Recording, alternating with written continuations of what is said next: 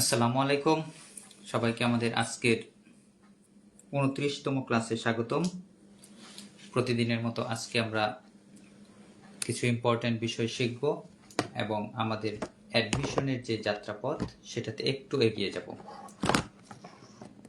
প্রতিদিন আমরা যেই অল্প পরিমাণ পড়াশোনা করি, এই অল্প পরিমাণ পড়াশোনায় ধীরে ধীরে এটাকে বলা হয় কম্পাউন্ড ইফেক্ট বা চক্রবৃদ্ধি যে প্রভাব, এটা একসময় চূড়ান্ত প্রভাব বা চূড়ান্ত ফলাফল হিসেবে দেখা দেবে এবং আশা করি যে আমরা অ্যাডমিশনে সফল হব যদি আমরা এই প্যাটার্নটা ধরে রাখতে পারি, অর্থাৎ স্টেবিলিটি বা একাগ্রতা, যে দীর্ঘদিন একই প্যাটার্নে আমরা পড়ে যাচ্ছি, এই ব্যাপারটা আমাদের ধরে রাখতে হবে যে অল্প অল্প করে পড়বো কিন্তু একটানা পড়ে যাব।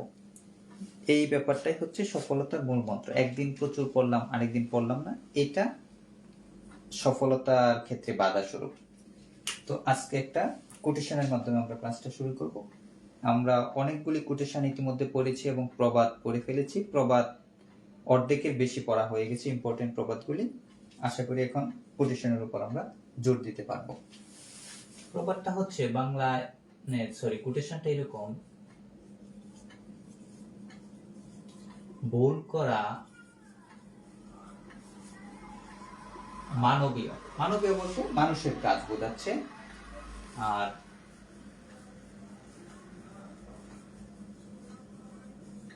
ক্ষমা করা স্বর্গীয়।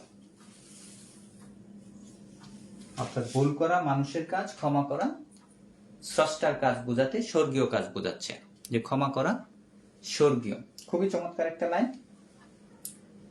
মানুষের বৈশিষ্ট্য এবং স্রষ্টার বৈশিষ্ট্য খুবই চমৎকারভাবে একটি লাইনে চলে এসেছে। তো এটার যে ইংরেজিটা, এটা চমৎকার একটা কোটেশন। আমরা কবির নাম এবং কোটেশন দুটোই শিখব।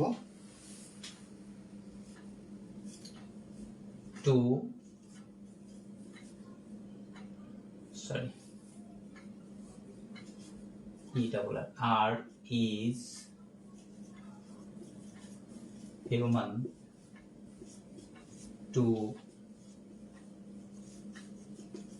forgive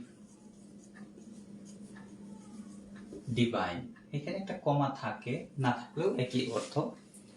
ইজ শব্দটা মূলত ওখানে ব্যবহার হয় না, একবারই ব্যবহার হচ্ছে। যদি ওয়েলকাম হতে পারতো যে টু ফরগিভ ইজ ডিভাইন, কিন্তু এখানে একটা কমা দিয়ে লাইনটি কবি লিখেছেন।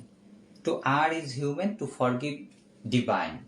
অনেক সময় আমাদের প্রশ্নে ইজ সহ থাকতে পারে, আনসার একই হবে, ইজ থাকুক না থাকুক, অর্থাৎ বাংলাটা একই হবে। আমরা যখন নিজেরা লিখবো তখন ইজটা বাদ দিয়ে লিখবো। এটা খুব ইম্পর্টেন্ট একটা বিষয়, কারণ নর্মালি আমাদের একটা ওভারফ্লো অনুযায়ী ইজ চলে আসে। তো to err is human to forgive divine, ক্ষমা স্বর্গীয়, ভুল মানবীয়। এই লাইনটি লিখেছেন একজন বিখ্যাত কবি আলেকজান্ডার পোপ। আমরা আরেকজন আলেকজান্ডারের নাম পড়েছিলাম, বিখ্যাত বীর, আর তিনি হচ্ছেন কবি আলেকজান্ডার পোপ। এখান থেকে আর দুইটা ওয়ার্ড মিনিং আমরা শিখবো। সেটা হচ্ছে, এটার উচ্চারণ আমরা আর হিসাবে করব। তো আর, এটার সিনোনিম হচ্ছে সিন, মানে ভুল করা বা পাপ করা, এটা হচ্ছে সিন। আরেকটা ওয়ার্ড হতে পারে ব্লান্ডার, এটাও একই বোঝায়, ব্লান্ডার। আর শব্দের দুটি সিনোনিম আমরা করলাম, দুটি জানার কথা। ব্লান্ডার যদি নতুন হয় আমরা লিখে রাখবো। আর হিউম্যান শব্দটা মানব জাতি বোঝাতে ব্যবহৃত হচ্ছে এখানে, যদিও একটা ই সহজ শব্দটা থাকার কথা, এখানে ধীরে ধীরে ইটা থাকে না, প্রচলিত হয়ে যায় ই বাদী। এখন আমরা দুটা ইডিয়ম পড়ব, খুবই চমৎকার ইডিয়ম। এটা হচ্ছে ব্রেড অ্যান্ড বাটার। দুটি ওয়ার্ড লিখলাম, একটা হচ্ছে ব্রেড মানে রুটি এবং বাটার। এটা যেহেতু ইংরেজিদের প্রবাদ তাদের কাছ থেকে এসেছে, এটা তাদের মূল খাবার হিসেবে ব্যবহৃত হয়, এই জন্য এটা হচ্ছে জীবিকা অর্থে ব্যবহৃত হয়। মানে আমরা যে মূল কাজ করি, জীবিকা নির্বাহ করি, সেটা হিসাবে এই শব্দটা ব্যবহৃত হয়। তো জীবিকার আরেকটা ওয়ার্ড আমরা সিনোনিম হিসেবে শিখতে পারি, লাইভলিহুড। লাইভলিহুড মানে জীবিকা। ব্রেড এন্ড বাটার দ্বারা আমরা জীবিকা বা কারো পেশা অর্থে ব্যবহৃত করতে পারি এই শব্দটা। আরেকটা ইডিয়ম আমরা পড়ব, যেটা আমরা নিজেদের চরিত্রের সাথে মিল পাই, by fits and starts. By fits and starts অর্থ হচ্ছে অনিয়মিতভাবে যে কাজটা আমরা হর হামেশা করে থাকি, অনিয়মিত ভাবে। সিনোনিম হিসেবে লিখতে পারি ইররেগুলার। এটাই আমাদের জীবনের ব্যর্থতার অন্যতম কারণ। আমরা যদি দেখি ধর্মীয় দিকে, যদি ইসলাম ধর্মের দিকে তাকাই, সবকিছু নিয়মিতভাবে করার একটা ব্যাপার আছে। নামাজ নিয়ম মতো করার কথা বলা হচ্ছে, রোজা, অর্থাৎ সবকিছু একটা রুলস অনুযায়ী চলতে হবে। এবং আমরা আমাদের পড়াশোনার ক্ষেত্রে যেই ধাপে আমরা আছি, হঠাৎ একদিন শুরু করলাম, আবার কয়েকদিন খবর নাই, অর্থাৎ অনিয়মিত। এটা বোঝাতে বাই ফিটস এন্ড স্টার্টস, এটা করা যাবে না। এখন আমরা গ্রামারের বিগত প্রিভিয়াস কোশ্চেন আমরা যেহেতু রাইট ফর্ম ভাব পড়েছি, সেখান থেকে আমরা দুটি কোশ্চেন সলভ করব, খুবই ইম্পর্টেন্ট এবং খুবই চমৎকার।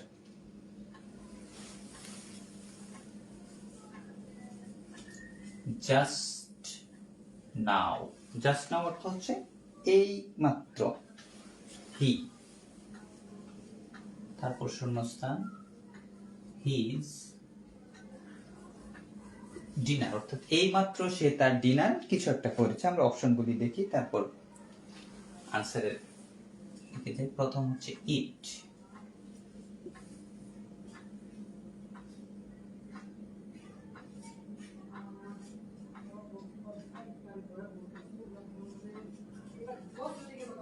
eating,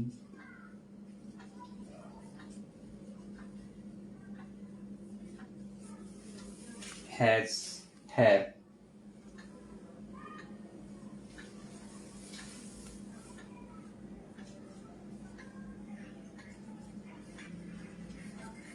has had। আমরা একটু মিলিয়ে দেখি, খুবই চমৎকার এবং ব্যতিক্রমী একটা প্রশ্ন। সেটা হচ্ছে জাস্ট নাও, এই মাত্র, হি টেস হিজ ডিনার, এই মাত্র সে তার খাবার কিছু একটা করেছে। এখন আমরা দেখবো আসলে কি করেছে, একটা একটা অপশন আমরা মিলাই। যদি আমরা ইট দেই, just now he eat his dinner, present indefinite tense হওয়ার কথা, যেহেতু ভার্ব ওয়ান, কিন্তু হির পরে ভার্বের সাথে এস বা ইয়েস থাকার কথা নাই, তাহলে এই আনসারটা আমাদের রং আনসার। তারপর হচ্ছে ইটিং। ইটিং যদি থাকে কন্টিনিউয়াস টেন্সের ক্ষেত্রে যদি আমরা বিবেচনা করি, সেই ক্ষেত্রে একটা অক্সিলিয়ারি ভার্ব ইজ থাকার কথা ছিল, যেহেতু না, এই আনসারটাও ভুল। তারপর হচ্ছে C number, has, have. Perfect tense হওয়ার কথা, কিন্তু একটু প্রবলেম হচ্ছে যে পারফেক্ট টেন্সে হ্যাভ, হ্যাজ এর পরে ভার্ব থ্রি থাকার কথা, কিন্তু এটা ভার্ব থ্রি না। জি নাম্বার হচ্ছে হ্যাজ, হ্যাড, অর্থাৎ অক্সিলিয়ারি ভার্ব তারপরে ভার্ব থ্রি। গঠনগত দিক থেকে এটা পারফেক্ট টেন্স, এবং 3 নাম্বার অপশনটা বাকি 3টি অপশনের চাইতে এমনিতেই কারেক্ট, যদি আমরা অপশন হিসেবে বিবেচনা করি। আর যদি উল্টো দিক থেকে বিবেচনা করি, উল্টো দিক বলতে বোঝাচ্ছি জাস্ট আমরা নিয়ম অনুযায়ী যদি বিবেচনা করি, জাস্ট নাও শব্দ যদি থাকে, তাহলে বোঝা যাবে এই মাত্র কোনো একটা কিছু শেষ হয়েছে কাজের ক্ষেত্রে। প্রচলিত এটাই, সাধারণত এটাই হয়, ব্যতিক্রম যদি আমরা বাদ দিই। আরেকটা প্যাটার্ন হচ্ছে হ্যাভ ভার্বটা এরকম একটা ভার্ব, এটা দ্বারা অনেক কিছু বোঝানো যায়। নর্মাল অক্সিলিয়ারি ভার্ব তো এটা অবশ্যই, সেই সাথে এর একটা অর্থ হচ্ছে আছে বা থাকা অর্থে। সাধারণত আমরা আই হ্যাভ এ পেন এই অর্থে যেটা ব্যবহার করি, থাকা অর্থে। এর বাহিরে যে কোনো অ্যাকশন ভার্বের বিপরীতে আমরা এটা অনেক সময় ব্যবহার করি প্রচলিত ইংরেজিতে। এর অর্থ হচ্ছে just now he has had his dinner, এই মাত্র সে তার ডিনার খেয়েছে। এইখানে হ্যাড মানে খাওয়াটা বোঝাচ্ছে, এটা আমাদের মনে রাখতে হবে। এবং এটা খুবই প্রচলিত এবং কনফিউজ করার জন্য যথেষ্ট। পরীক্ষার হলে আপনি হয়তো ভাববেন যে স্ট্রাকচার মিলছে, যে হ্যাজ এবং ভার্ব থ্রি, কিন্তু অর্থ তো মিলাতে পারছেন না। এই জন্য এটা মনে রাখতে হবে, এটা বিভিন্ন অর্থে ব্যবহৃত হয়। নেক্সট ওয়ান, এটাও একটু চিন্তার বিষয়। আমরা একটু ভেঙে ভেঙে পড়বো, অল্প পড়বো, যাতে এটার প্যাটার্নে প্রত্যেকটা প্রশ্ন না পড়লেও আমরা একই প্যাটার্নে প্রশ্ন আসলে আনসার করতে পারি। এটা হচ্ছে মূল লক্ষ্য। ইংলিশ, শূন্যস্থান, অ্যাক্রস, অ্যাক্রস মানে ব্যাপিয়া, মানে সর্বব্যাপী। তারপর হচ্ছে দি ওয়ার্ল্ড, যেহেতু ইংলিশের সামনে কোনো আর্টিকেল নাই সেহেতু এটা আমরা ভাষা হিসেবে ব্যবহার করছি। আর্টিকেলে আমরা পড়েছি ভাষার নামের আগে আর্টিকেল ব্যবহৃত হয় না, আর যদি জাতি বোঝাতো অর্থাৎ সাবজেক্ট হিসেবে ব্যবহৃত হতো এখানে একটা দি ব্যবহৃত হতো। এটা আমাদের মনে রাখতে হবে। তাহলে ইংরেজি ভাষা সারা বিশ্বে কিছু একটা, আমরা অপশনগুলো দেখি। এ নাম্বার, হ্যাজ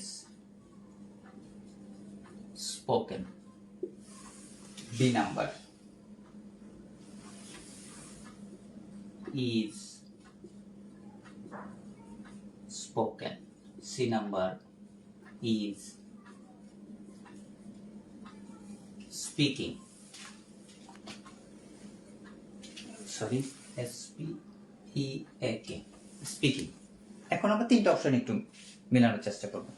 প্রথম কথা হচ্ছে যদি এ নাম্বার অপশনটা আমরা নেই, English third person singular number, has spoken across the world, গঠনগত দিক থেকে বাক্য ঠিক হয়ে যেতে পারে, কিন্তু অর্থ যদি আমরা মেলাই, ইংরেজি নিজেই বলে, বলাটা হচ্ছে ইংরেজি বলেছে, অর্থাৎ ইংরেজি ভাষা নিজেই বলেছে অ্যাক্রস দ্য ওয়ার্ল্ড, বিশ্বব্যাপী, অর্থটা একটু বেমানান হয়ে যাচ্ছে, কারণ ইংরেজি নিজে বলে না, ভাষাটা অন্য কেউ বলে দেয়। এই ব্যাপারটা আমাদের মাথায় রাখতে হবে যে এটা কি সাবজেক্ট হতে পারে কিনা। এটা সাবজেক্ট হতে পারছে না, কারণ বলার সাথে তার সম্পর্ক হচ্ছে বলার কাজটা অন্য কেউ করে দিতে হবে। তিন নাম্বার অপশনটা যদি নেই, ইংলিশ ইজ স্পিকিং, অর্থাৎ ইংরেজি নিজেই বলছে, প্রেজেন্ট কন্টিনিউয়াস টেন্স, কারণ ইংরেজি নিজে বলতে পারে না, অন্য কারো দ্বারা বলার কাজটা হতে হবে। এই জন্য এইখানে আনসারটা যখন আমরা এটা নিব, B number, English is spoken, একটু আমরা আনসার এবং অর্থ মিলাবো। সেটা হচ্ছে English is spoken across the world, এটার সাথে আরেকটু অপশন ছিল যেটা বাদ দেওয়া হচ্ছে, বাই দি পিপল, অথবা বাই মেনি পিপল, অথবা বাই দি ইংলিশম্যান, যে কোনো কিছু থাকতে পারতো, সেটা বাদ দিয়ে কনফিউশন করার জন্য ওই অংশটুকু বাদ দেওয়া হয়েছে। এই ক্ষেত্রে আমরা বিবেচনা করব যে এই সাবজেক্টটা রয়েছে সে কি আসলে নিজে কাজটা করছে না তার কাজটা অন্য কেউ করে দিচ্ছে, এটা খেয়াল রাখতে হবে। আর নয়তো অপশনে অনেক সময় সঠিক থাকবে যদি সাবজেক্ট হিসেবে ধরে নেই, কিন্তু আসলে আনসারটা ভুল হবে। এই জন্য আমাদের বিবেচনা করতে হবে এটা কি অ্যাক্টিভ ভয়েসে আছে না প্যাসিভ ভয়েসে আছে। যদি আমরা এটা না ধরতে পারি আমাদের আনসার ভুল হবে, দিয়ে আসবো সঠিক কিন্তু মার্ক আসবে না। তো আজকে এই পর্যন্তই থাকবে, আমরা ক্লাসটা একটু লাস্ট রিভাইজ দিই। প্রথমে আমরা বললাম যে ভুল করা মানবীয় কিন্তু ক্ষমা করা স্বর্গীয়, এটা হচ্ছে আলেকজান্ডার পোপের খুবই বিখ্যাত লাইন এবং সারা বিশ্বে সবাই এই লাইনটা ব্যবহার করে। ইংরেজি হচ্ছে to err is human, to forgive is divine. ইজটা এখানে উজ্জ থাকে, সাধারণত কমা দিয়ে লেখা হয়। যদিও ইজ থাকে তাহলে আনসার একই হবে, অর্থাৎ অর্থ একই হবে। ভুল করার ইংরেজি আমরা দুটি সিনোনিম লিখলাম, একটা হচ্ছে সিন, ব্লান্ডার। আপনারা যখন নোট করবেন সবচেয়ে গুরুত্ব দিবেন ওয়ার্ড মিনিং, কারণ ওয়ার্ড মিনিংটা হচ্ছে আমাদের মূল শক্তি। গ্রামার 1 মাস 2 মাস 3 মাস 6 মাস পড়লে পারা যাবে, কিন্তু ওয়ার্ড মিনিং ইচ্ছা করলেই 1 মাস 2 মাসে শেখা সম্ভব নয়। এই জন্য এটা সবচেয়ে মেইন ফোকাস থাকবে, তারপর গ্রামার। তারপর দুটি ইডিয়মস বললাম, একটা হচ্ছে ব্রেড এন্ড বাটার, এটা জীবিকা অর্থে ব্যবহৃত হয়। তারপর পড়লাম বাই ফিটস এন্ড স্টার্স, যেই কাজটা আমরা করে থাকি অনিয়মিত, ইররেগুলার। তারপর আমরা দুটি রাইট ফর্ম ভার্বের চমৎকার উদাহরণ দেখলাম, জাস্ট নাও হি, এখানে এটা হচ্ছে পারফেক্ট টেন্স অনুযায়ী হবে হ্যাজ হ্যাড হিজ ডিনার, অর্থাৎ সে তার ডিনারটি অলরেডি খেয়ে ফেলেছে বা এখন খেয়ে শেষ করেছে, এই অর্থে ব্যবহৃত হচ্ছে। তারপর আমরা বললাম English is spoken across the world, কারণ ইংরেজি নিজে বলে না, কেউ না কেউ অর্থাৎ ইংরেজরা অথবা অন্য মানুষ ইংরেজি বলে। বাংলা বাক্যটা এরকম হবে, অন্য মানুষদের দ্বারা বা জনগণের দ্বারা ইংরেজি সারা বিশ্বে বলা হয়। তো আশা করি গ্রামারের রুলসগুলি বুঝতে পেরেছেন এবং কোটেশন আর ইডিয়মস মুখস্থ করে ফেলবেন। খুবই ইম্পর্টেন্ট, বিগত কোশ্চেন থেকে এই দুটি গ্রামারের রুল নেওয়া, একটা হচ্ছে 19 সাল অ্যাডমিশন টেস্টের, আরেকটা মেবি 23 সালে এসেছিল। তো আজকে এই পর্যন্তই, আপনারা পড়তে থাকুন। আগামীকালকে আমাদের এক্সাম অনুষ্ঠিত হবে। আশা করি বিগত ক্লাসগুলি অর্থাৎ এই সপ্তাহের যে ক্লাসগুলি হয়েছে সেখান থেকে আপনারা পরীক্ষা দিবেন। পরীক্ষা আরেকটু বড় করতে চাচ্ছি, অর্থাৎ কোশ্চেন একটু বাড়তি থাকবে। সবাইকে ধন্যবাদ এবং এক্সামের জন্য প্রস্তুত হওয়ার জন্য আমন্ত্রণ রইল। টাটা।